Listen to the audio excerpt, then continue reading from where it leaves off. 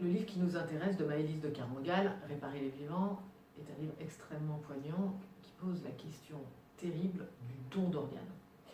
Là, il est question d'un jeune homme qui est en état de mort cérébrale et il se trouve que ses parents sont sollicités pour savoir si oui ou non ils entendent donner les organes de leur fils extrêmement jeune. Alors, quelle est la loi qui régit le don d'organes? C'est la loi bioéthique, qui est remise en question très régulièrement devant l'Assemblée nationale au regard de l'évolution de la science. Aujourd'hui, il y a 3 principes qui gouvernent le don d'organes. Il est présumé, il est gratuit et il est anonyme. 3 principes fondamentaux.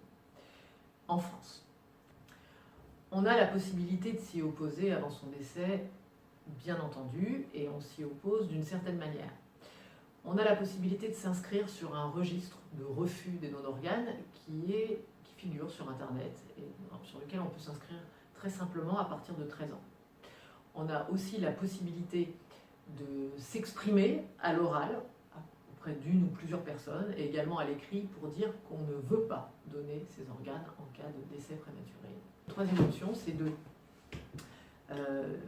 d'indiquer qu'on donne partiellement tel ou tel organe, qu'on donne certains organes plutôt que d'autres.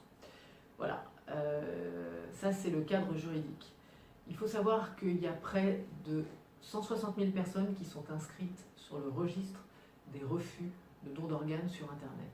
Il faut savoir également qu'il y a 6 000 personnes qui bénéficient d'une greffe d'organes en France, et à savoir que sur ces 6 000 greffes d'organes qui sont réalisées en France, eh bien, 4 000 concernent des greffes de reins.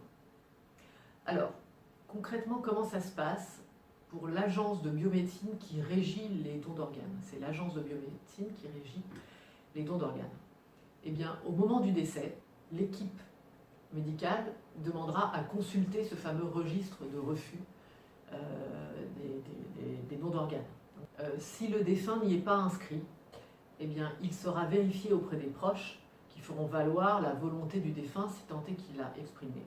Si les proches estiment que le défunt sur lequel on entend prélever des organes ne s'est pas exprimé et que les proches y consentent, eh bien à ce moment-là, il y a évidemment un acte écrit qui a lieu entre l'agence de biomédecine et les responsables, les proches du défunt.